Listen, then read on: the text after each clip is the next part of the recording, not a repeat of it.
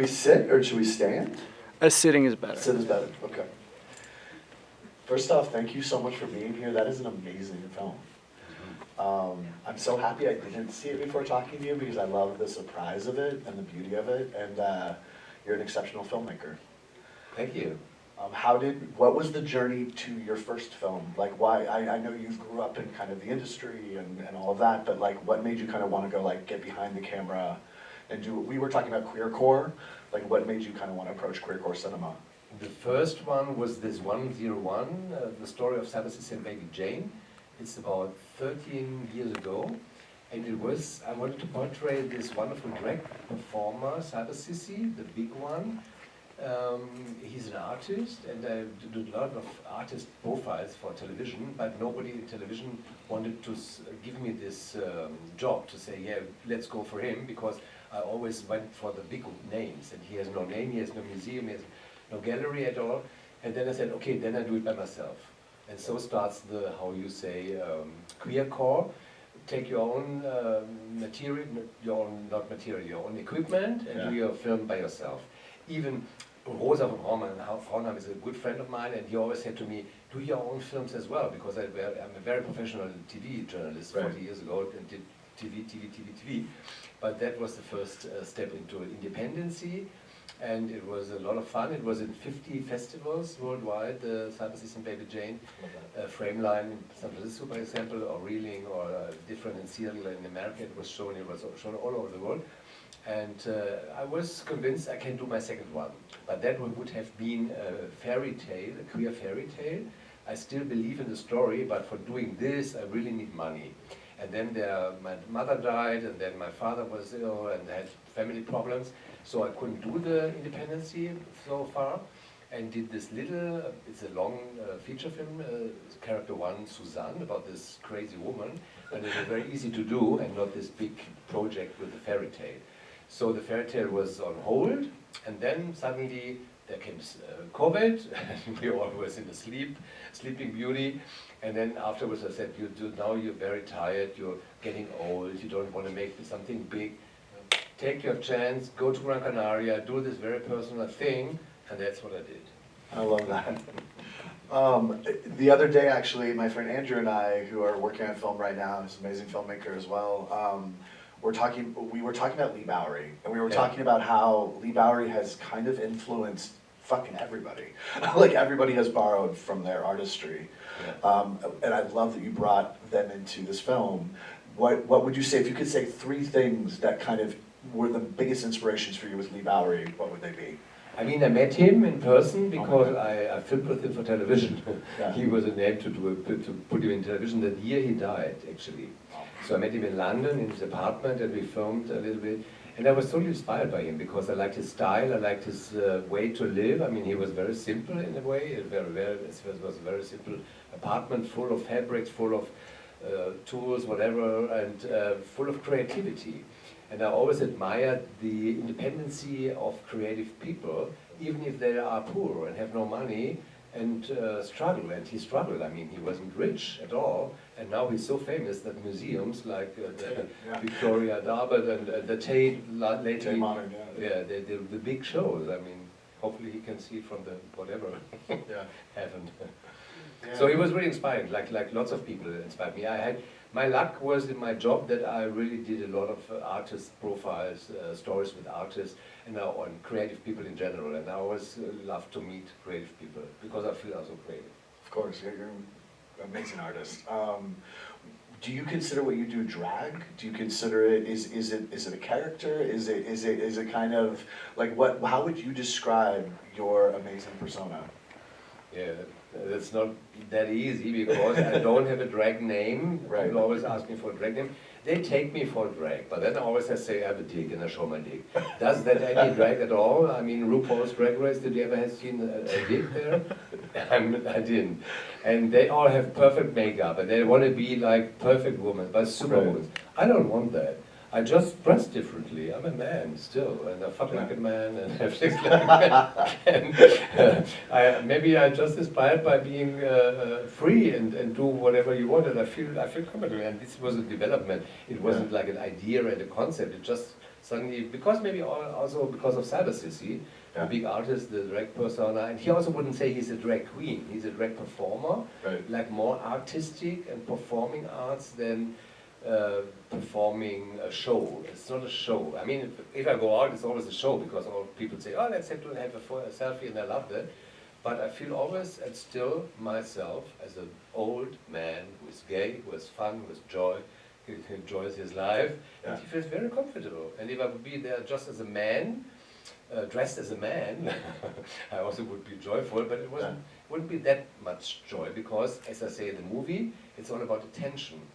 And we all need attention, and I got more attention in this persona outfit, not persona, the persona is not the same, in this outfit than I wouldn't, if I wouldn't do that.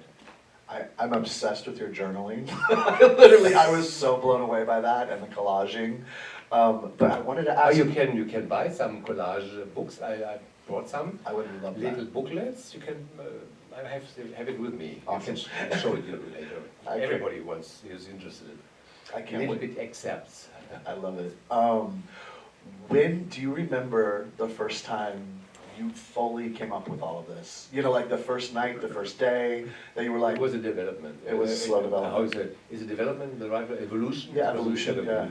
I mean, it started like a little bit punky when I was in my 50s, because till 55 I was a really good going gay guy in the gay scene, having party and having sex and whatever, but then it got a little bit problematic.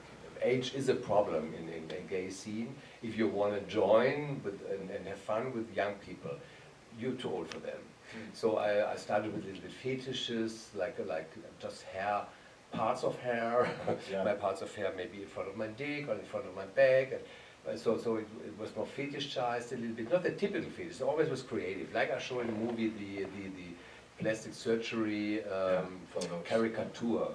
So it was always what I anyway interested in body. What is the body? What is the body about? How can you transform your body? So it was an evolution, and that I'm now looking like a full drag. This is new since let's say 5 years. Since I'm 60.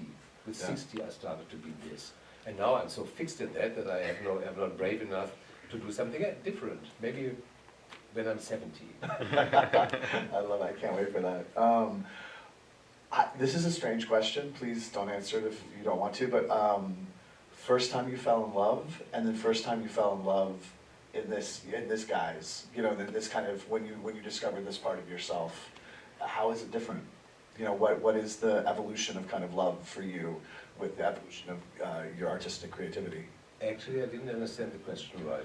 So the first time, let's say when you were 15, that you fell in love with someone deeply, and then the first time you then again fell in love after you discovered this part of yourself and this creation.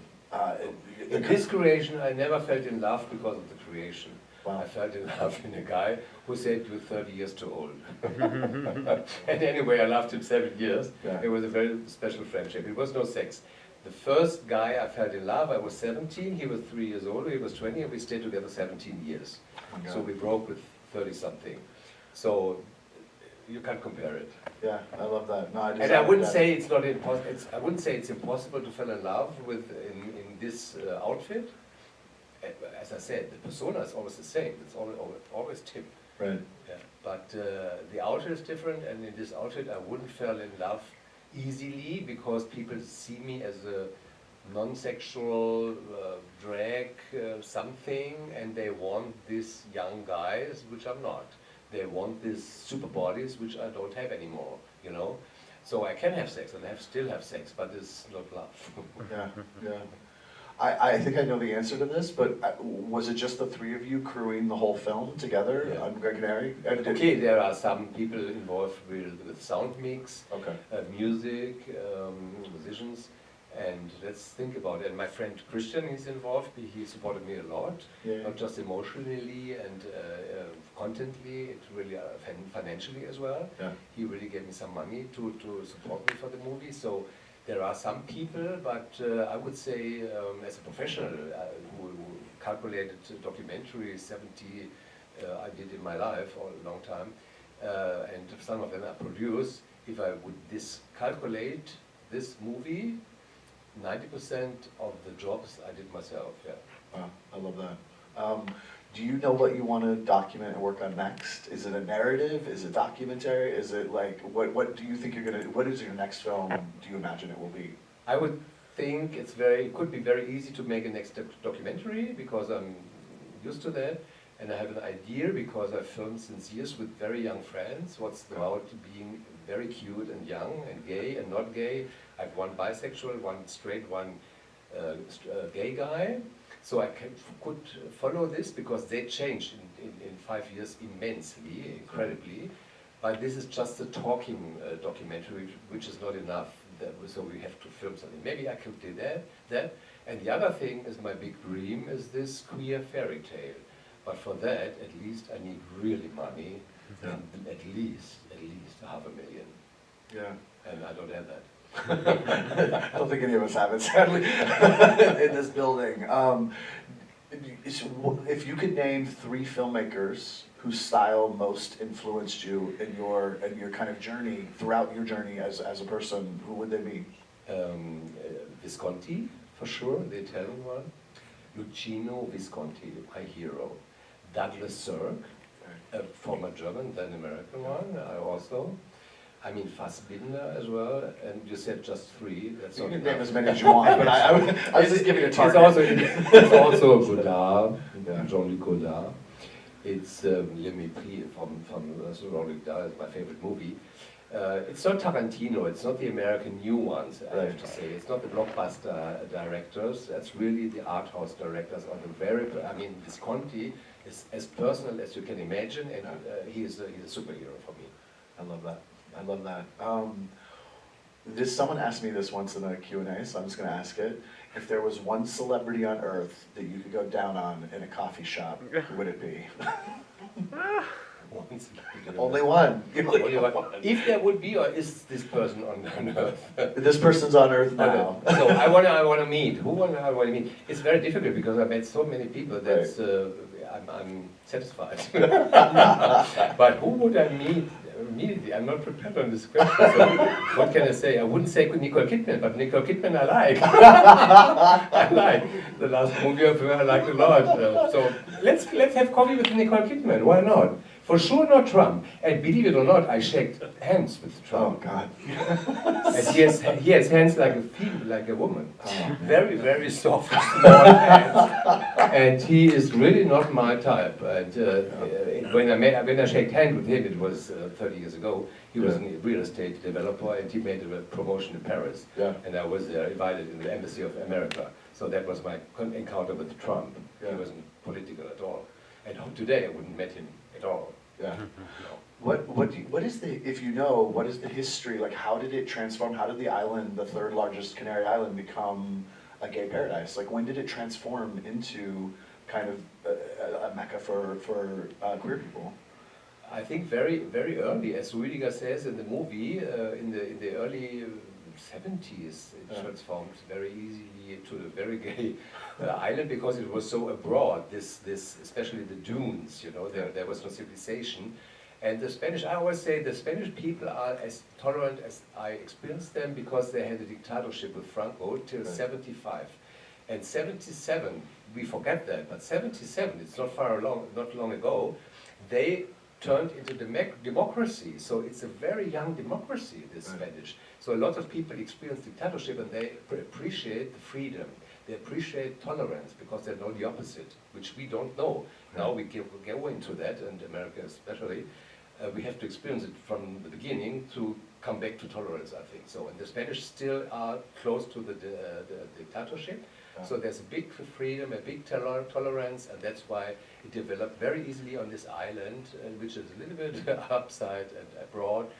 And I think now they are not just old gays, they are really young people coming and having fun, because the island is very professional in promoting itself as a gay paradise and paradise for everybody, and they have festivities all over the year. Not just the gay pride. They have 2 gay prides. I think it's the only the only sport in the world who has 2 gay prides every year. A winter pride and summer pride. I don't know that from. Or does Miami, maybe they have also winter pride and summer pride. And doesn't Palm Springs have like maybe dual? That's the only other place I was thinking. I could be wrong, but I know they do like fall and then something in the spring. I can't put together. So Palm Springs is a very conservative Gran Canaria version, very crude. Except behind the fences. Yeah. Behind the fences, it's outrageous. There's magic. It's very American. Yeah. It's Grotesquely. Let's name it. Okay, when you get nominated for your Oscar for this, yes, who will be the designer who's going to design your dress or your gown for it? Yeah, if he would be alive, Alexander McQueen, who is very close to Cyber City, my hero. They didn't meet, Alexander McQueen and Cyber City. They have really the same style. Yeah, I love that. I could ask maybe Cyber City, but he is a little bit, he has psychosis, so he is not easy to handle. Okay. But I could ask Iris van Herpen, if you know her. I know of, yeah. Yeah, I worked with her as well for television for sure. That's amazing. And she could do a wonderful dress for me. Yeah. I love that. Why did they stop the cruising in the dunes? Like, it seems like that's such a part of like town and such.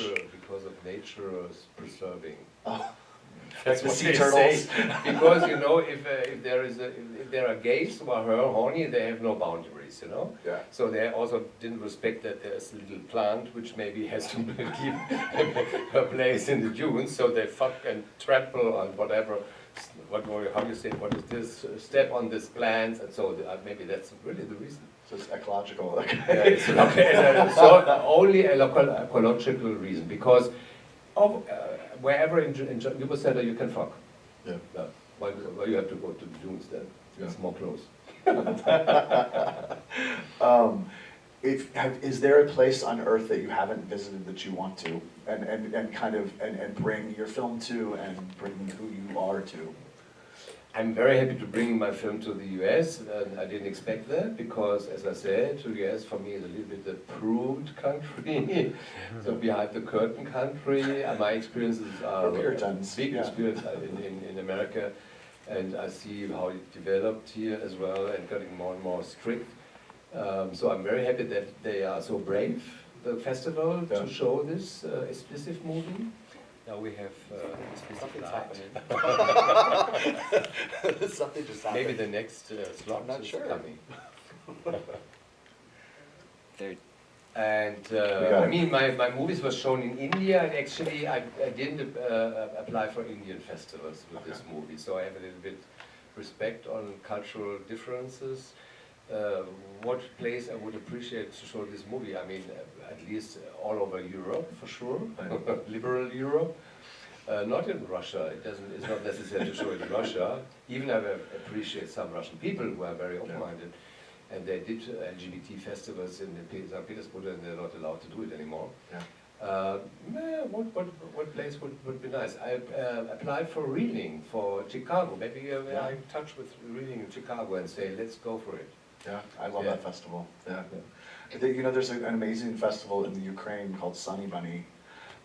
That is doing the queer festival in the Ukraine, which I'm kind of obsessed with. Even while the war is going on, they're still doing it. They just did it recently. They said they had 2 filmmakers actually show up doing the award for it. I was like, hats off to those folks. So you should definitely send it to Sunny Bunny. It's incredible. If you have the contact, absolutely, and Heartbeat, yeah. I'm open for everybody, every festival. I'm open for every festival. I go wherever they want to show my movie. I let them show. I have no restrictions. Yeah. But I don't go for it actively. That I apply it myself. Yeah. You know. Oh no, I was just gonna say it's so beautifully sex positive. Like, I love the vulnerability of the sex in it. Like, it's just so playful and wonderful and soft and hard. You know, but like it's such a beautiful, like, it makes, I felt like, you know, like I'm obviously a chubby queer, so, which is always interesting in LA, especially in the West Side. Stitches, stitches some days and weeks. Yeah, totally. And you know, it was so, like, I left the film, like, I stood up in the dark and I was just like, I felt so good in my body in a way that I feel like there's like a mysticism to your sex positivity in this film that I find really beautiful. Appreciate that. Was that something you were exploring? Was it spiritual as well as kind of, you know, visual and all the other things? Was there a spiritual aspect to it? Did you feel change by making the film? No, I think this is my personality. I mean, Yeah. it's very complex, and I have deep grounds and very, what is oberflächlich? I forgot the name. Superficial. So I'm from deep ground to superficial. I can learn organ, play all these registers. So maybe you feel it in the movie. Yeah, I love that. I love that. Are we good? Because I hear all these people coming in. Are we okay to keep going? No, we're at the time. Okay, we're at time. Sorry, I wasn't looking. Thank you so much for your amazing film. I'm so happy to have met you. And Thank you for the invitation. thanks for coming to LA. And, I love it. Sorry about that. No